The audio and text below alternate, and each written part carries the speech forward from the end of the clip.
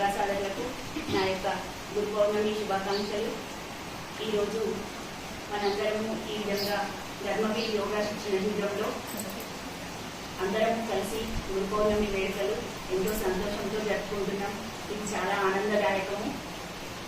ఈరోజు ముఖ్యంగా చెప్పుకోవాలంటే కృష్ణం వందే జగద్గురు అంటారు. ఆ కృష్ణుడే సమస్త లోకాలకు గురువు. ఆయన కురుక్షేత్రంలో భగవద్గీతను బోధించి మొట్టమొదటి గురువుగా అయ్యాడు.